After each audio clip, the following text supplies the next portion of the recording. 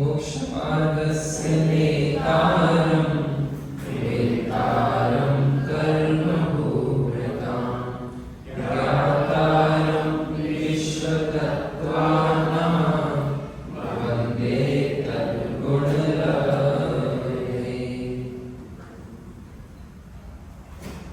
तत्त्व सूत्र जी ग्रंथ के आधार से दूसरा अधिकार जीव के असाधारण भाव, औपशमिक, शारीरिक, शारीरिक, औदैहिक, पारमार्थिक।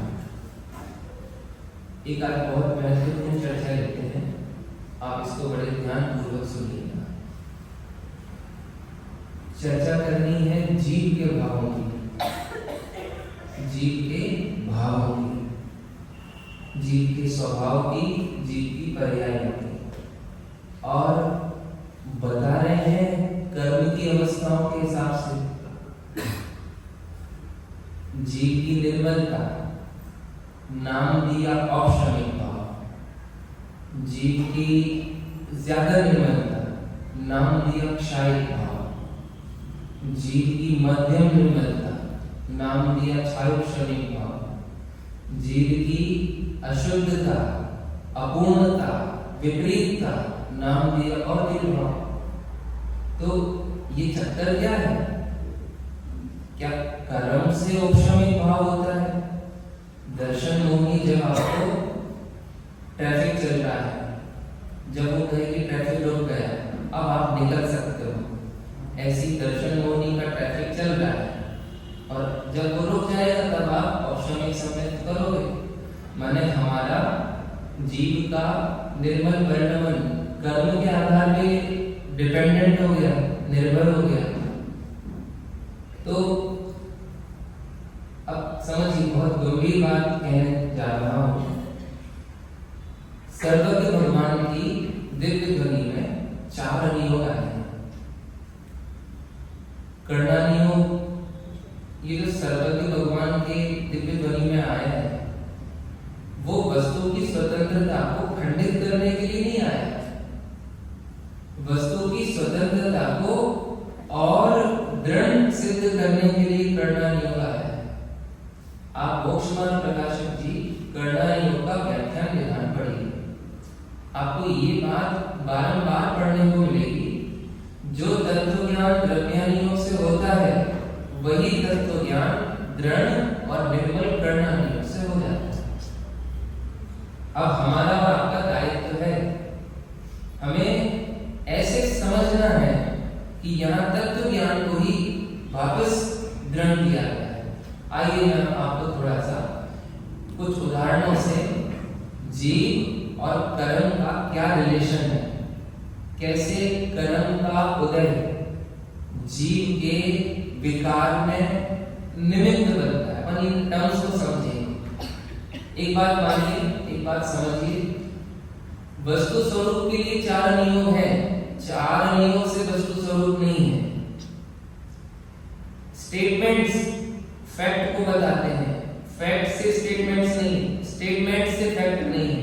अग्नि गर्म है, उसके बाद अब उसकी व्याख्या होती है। अग्नि ही गर्म नहीं होगी तो फिर व्याख्या क्या कर लेगी? समझ में आया आपको? दिव्य ध्वनि वस्तु स्वरूप के अनुरूप बोलती है, इसलिए वो दिव्य ध्वनि है। अगर दिव्य ध्वनि वस्तु स्वरूप के विरुद्ध बोलने लग जाए तो वो दिव्य ध्वनि क्या है? आई बात समझ में? 2 द्रव्य भिन्न हैं, ये सिर्फ विमानी की बात है कि वस्तु स्वरूप है? जीव पुद्गल तद्दन भिन्न है, ये वस्तु का स्वरूप है, ये विमानी की एक बात पर है। हमको क्या लगता है? एक कथन ही तो है, एक निश्चय का कथन ही तो है। अरे भाई साहब, कथन नहीं है, वस्तु का यथार्थ है। मैं आपको पहले एक उदाहरण बताता हूँ, फिर जीव और कर्म का आपको विज्ञान बताने का प्रयास करूंगा। एक व्यक्ति को सीने में बहुत जम के दर्द हुआ। ध्यान से सुनिए, उदाहरण समझेंगे तो हम सिद्धांत समझ पाएंगे। सीने में इतने जम के दर्द हुआ, भागा भागा डॉक्टर के पास गया। डॉक्टर ने फटाफट ईसीजी समझते हैं लगाया, तो उसकी लाइन आने लगी, कभी ऊपर कभी नीचे, कभी और ऊपर कभी और नीचे। तो डॉक्टर ने लाइन की रिपोर्ट देखी तो चिंतित होकर बोला तकलीफ है क्या? हाँ। तो बोले तुम कैसे कह रहे हो तकलीफ है? बोले ये रिपोर्ट बता रही है ना, इसकी लाइन सही नहीं आ रही है, मैंने तुम्हें इधर तकलीफ है। अच्छा, अब समझ में आया, लाइन गलत हो रही है। तो फौरन एक स्टूल लेके आया, स्टूल समझे, और मशीन खोल ली और मशीन को पेचकस से खोल के अपनी कार्यस्थानी करने लगा। 1 घंटे की मेहनत के बाद लगा दी वापस। बोले अब आप चेक करो, अब देखो लाइन सही आती है कि नहीं आती। दूसरी बार लगाया, आपको क्या लगता है लाइन कैसी आएगी?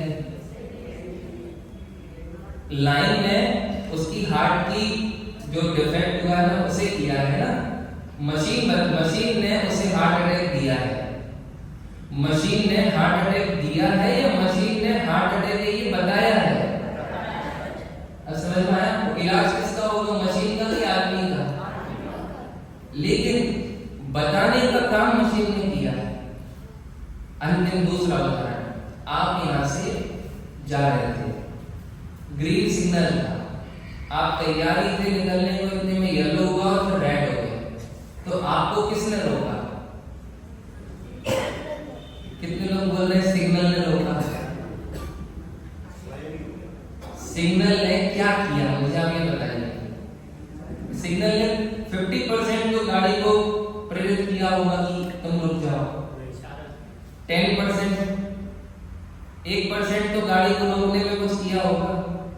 तो फिर सिग्नल से गाड़ी कैसे रुक गई? अब आप समझिए, सिग्नल ने गाड़ी को रोका नहीं, लेकिन आपको समझाया कि आप अगर निकलोगे तो आपका चालान कट जाएगा।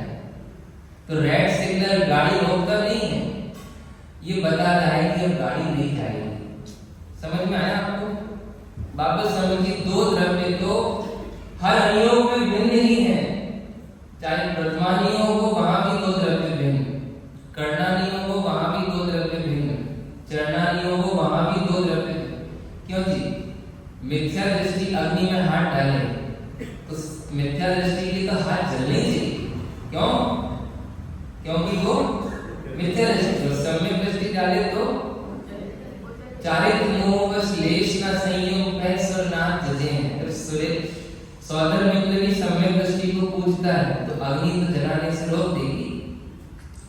देखिए, सम्यक दृष्टि है इसलिए अग्नि जलाएगी नहीं जलाएगी ऐसी बात नहीं है। सम्यक दृष्टि है ही इसका नाम, जो वस्तु स्वरूप को समझे जाने। समझ में आया आपको? अब मैं बिंदु में आता हूं, तो फिर ये कर्णानियोग में ये क्यों कहते हैं? कर्म का उदय जीव को विकार कराता है, दर्शन मोह के उदय से अतत्व श्रद्धान होता है, चारित्र मोह के उदय से असंयम होता है, ज्ञानावरण जीव को केवल ज्ञान में बाधक बनता है। हमारे पांचों ज्ञानावरण कर्म का उदय है कि नहीं? और सिद्धों के पांचों ज्ञानावरण नहीं है, तो हमको केवल ज्ञान किसने रोका? आप वापस समझिए, कर्णानियोग स्वामी जी फरमाते थे योग्य निमित्त का जो ज्ञान कराता है और अयोग्य निमित्त से दृष्टि हटाता है। एकदम मैंने चुनिंदा शब्दों में कहा है, कर्णानियोग का प्रादुर्भाव कर्ता कर्म की भूल के लिए नहीं हुआ, पराधीनता के लिए नहीं हुआ कि कर्म ने बांधा, कर्म रोक रहा है, कर्म को हटाना है। पता है आपको इससे क्या होता है? आप केवल ज्ञान के लिए आत्मा की ओर नहीं देखोगे, आप देखोगे केवल ज्ञानावरण से अपने को लड़ाई लड़नी है। मिथ्यात्व के लिए आप तत्व का इधर इलाज नहीं करोगे हृदय का, आप तो डॉक्टर का इलाज करोगे या मशीन का इलाज करोगे। पूरा उपयोग का व्यापार फिर कर्मों में लग जाता है। वापस समझिए, मैं आपको, अगर आपने बचपन से बालबोध पढ़ा है, लघु जन सिद्धांत ऋषि का पढ़िए, तो फटाफट बात समझ में आ जाएगी। ठीक है?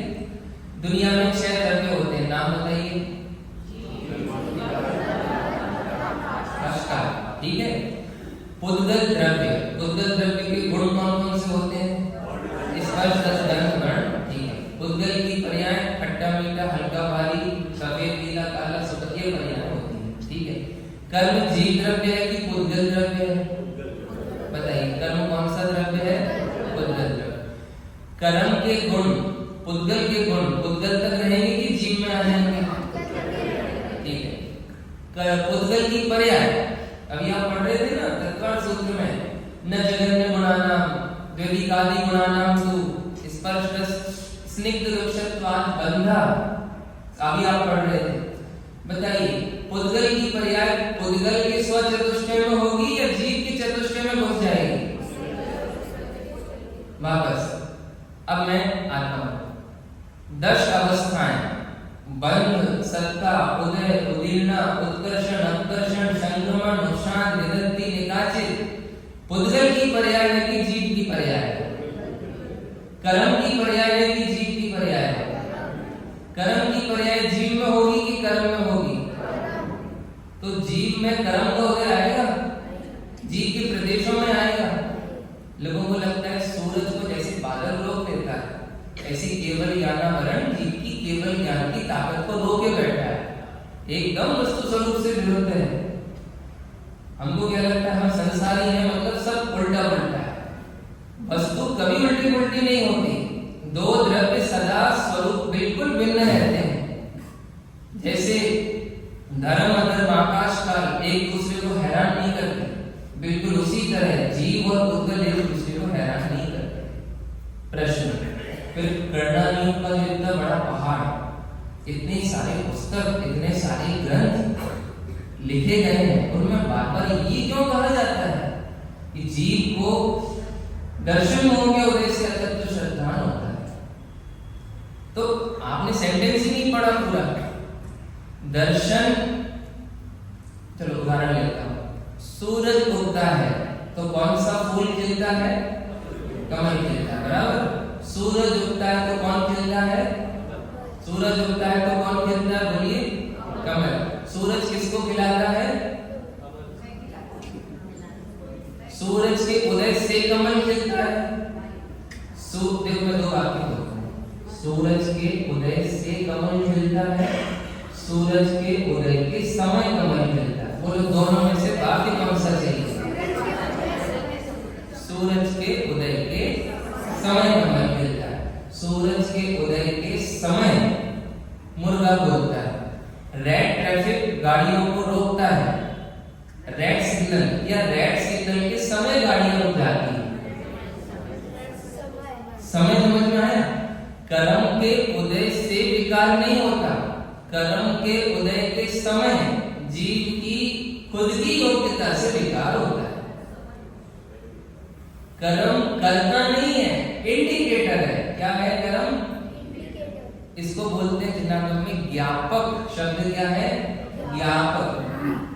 विज्ञापन देखते हैं, विज्ञापन बता रहे हैं कुछ, पहले इस्तेमाल करो फिर विश्वास करो। ये घड़ी को बताता है। कर्म जीव की पर्यायों के इंडिकेटर है। सुनिए जरा, कर्म का उपशम जीव में औपशमिक संयुक्त नहीं करता, लेकिन कर्म का उपशम ये बता रहा है कि इस जीव में औपशमिक संयुक्त होना आरंभ हो गया है।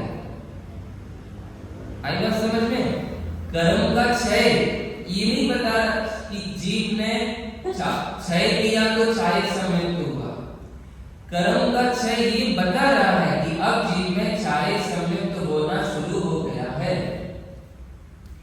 बताइए, आपको बुखार है तो आप कौन सा यंत्र यूज करते हैं नापने के लिए?